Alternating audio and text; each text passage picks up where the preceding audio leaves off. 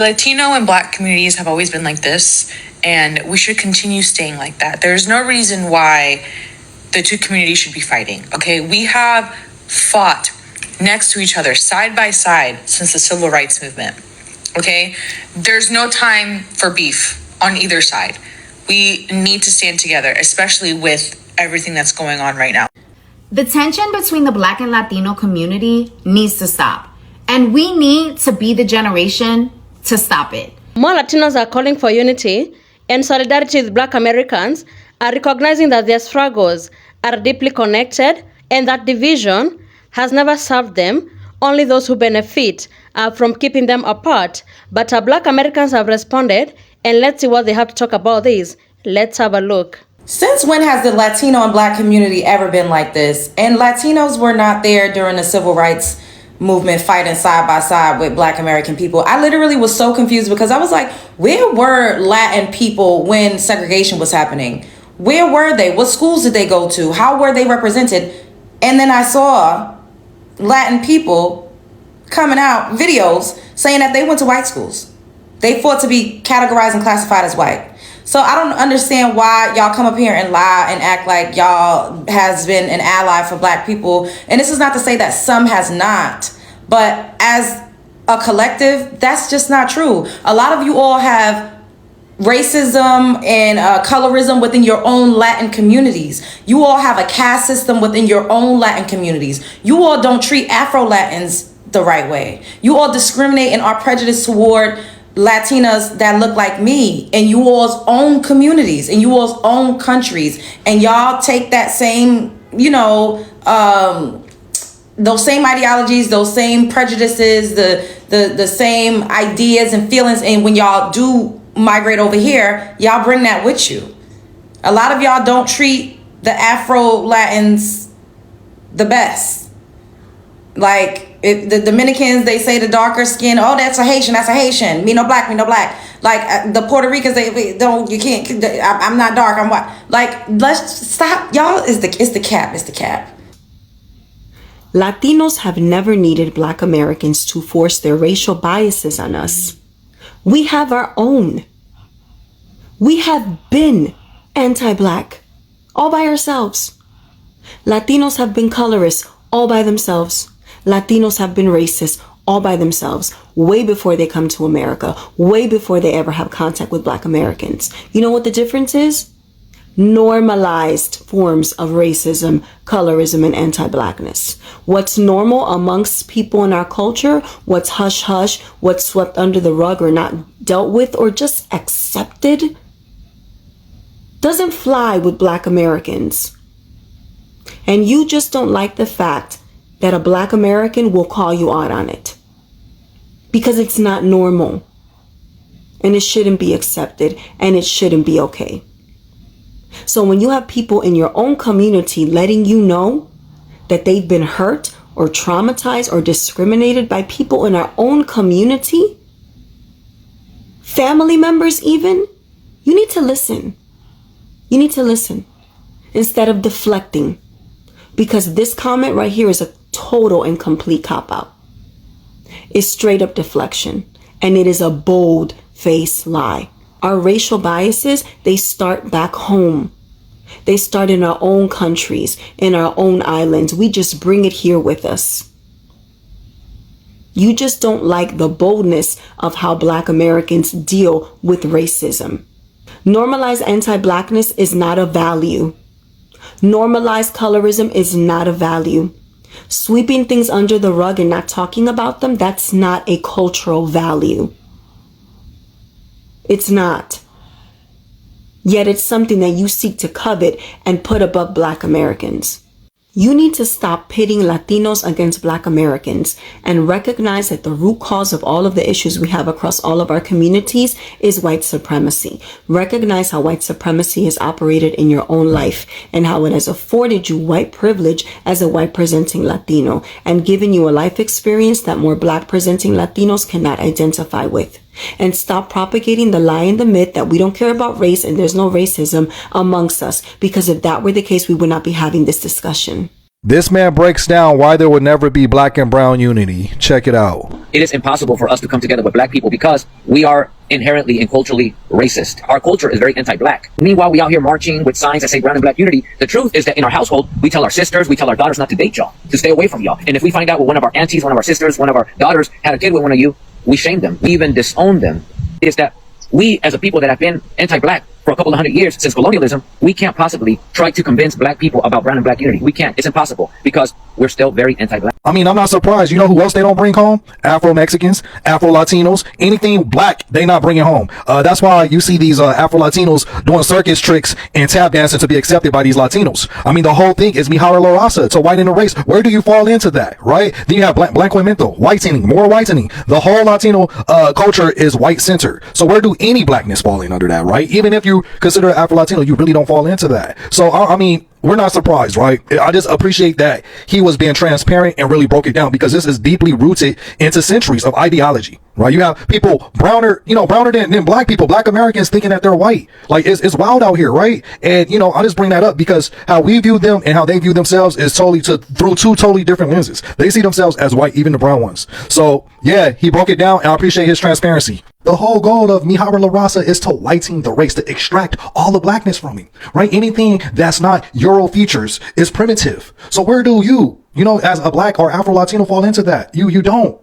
Breaking news you can use, folks. You're going to want to hear this. Mexican Americans often proclaim that they are allies of the black community and always have been. However, historically, that isn't true. In fact, it's very well documented that they fought to be separated from black people.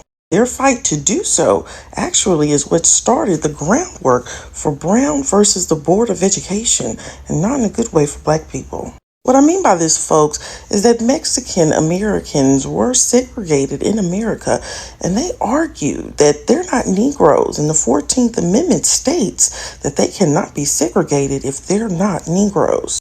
They won this case, and Mexican Americans were allowed to immigrate into white schools. That's right, folks. They didn't argue that segregation was wrong, just that they shouldn't be included in it. And you may say, well, that was the white Mexicans. Well, you'd be wrong. While it is true that it was the lighter-skinned Mexican elites who pushed for this whiteness in court, they had the full backing of all the dark-skinned Mexicans as well. Now, the lighter-skinned Mexicans benefited more from this whiteness title, but it did apply to all Mexicans regardless of their skin color.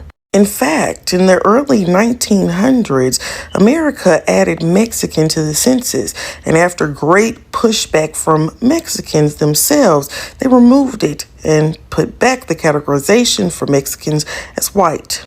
It wasn't until the 1960s Black-founded and led civil rights movement, where Black people were fighting for equality for all, that the younger brown-skinned Mexicans realized we won't ever be considered as white.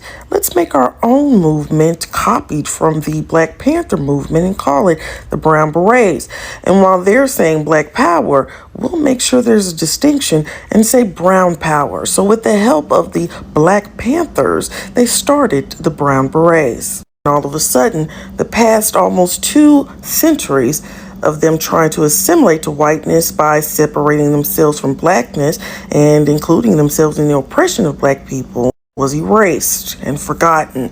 And now, in 2025, as the Mexican Americans go through deportation, they look at black people and say, "Where are you?" To that I ask, where were you?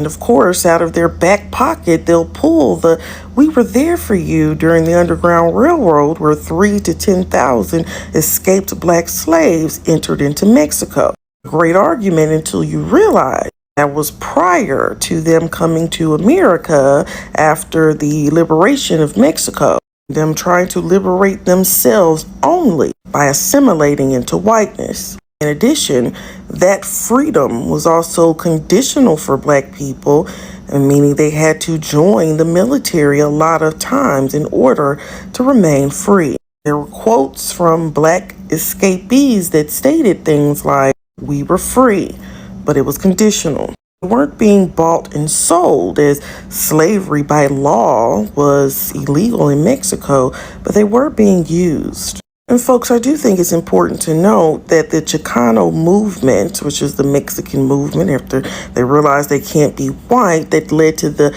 Brown Beret, their only focus was on the liberation of Mexican people, unlike the Civil Rights Movement, which was focused on liberation of all.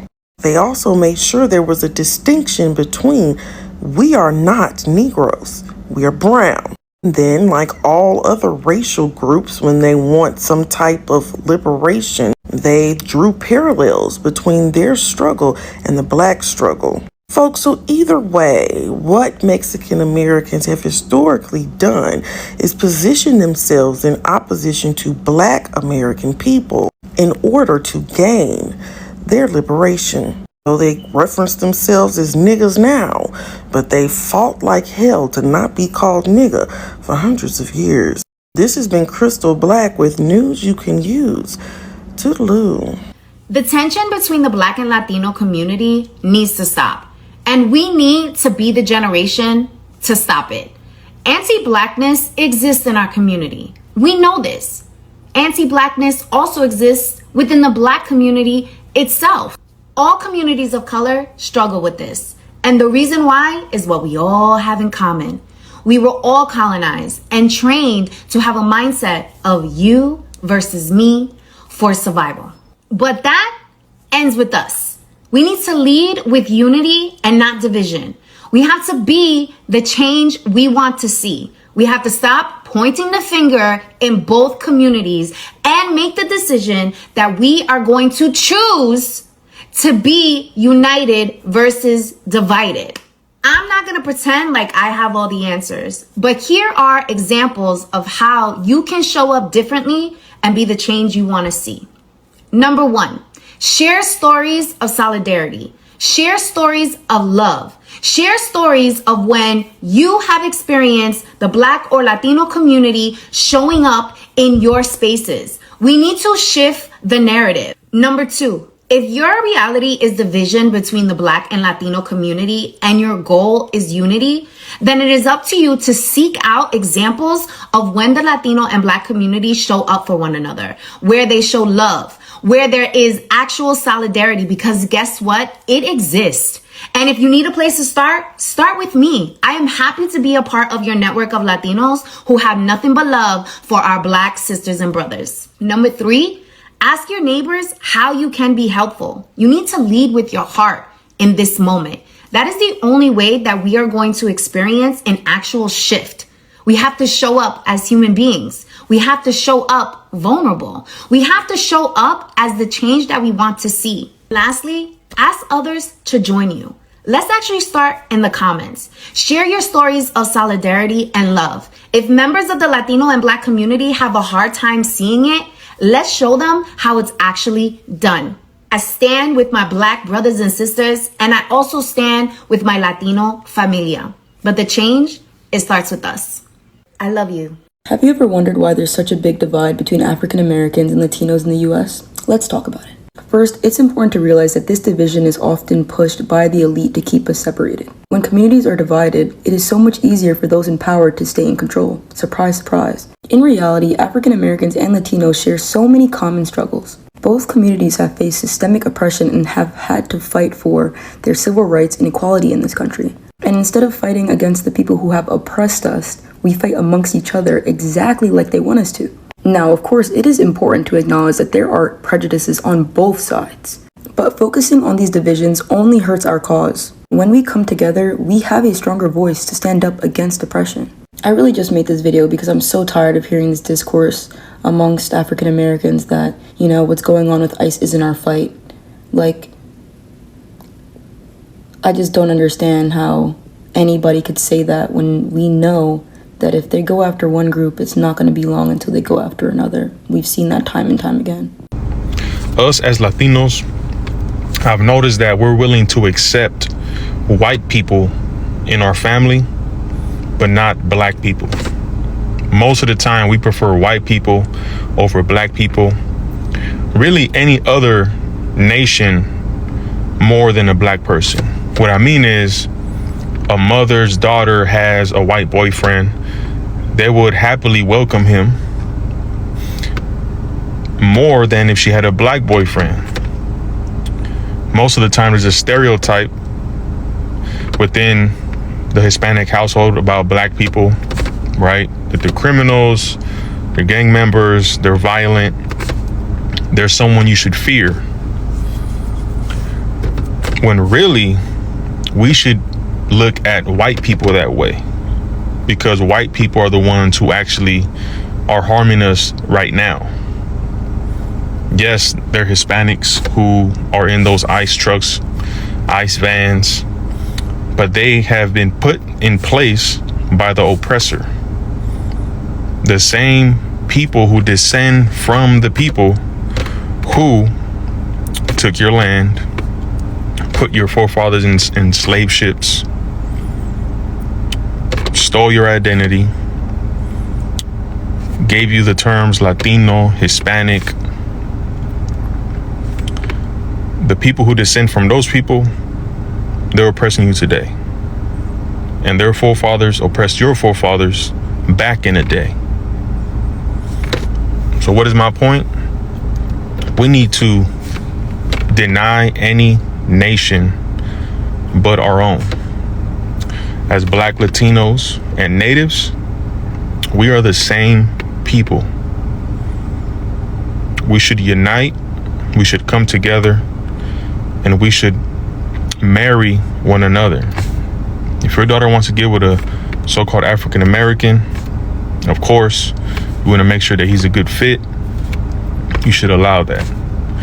If your son wants to get with an African American sister, make sure she is fit and allow that. And same thing for so-called black people. Same thing for your daughters and your sons who want to get with natives or so-called Hispanic. You should allow that, because that's going to make us unite. That's going to make us stronger. Latinos openly calling for unity with Black Americans and challenging anti-Blackness in their own community is not weakness, it is courage. Because the hardest work is not pointing fingers outward, it is turning inward and telling the truth about ourselves. For far too long, Black Americans have carried the moral and physical weight of America's fight for equality, civil rights, voting rights, labor protections, and desegregation. And these victories were paid for with blood, Black organizing, Black boycotts, and Black lives.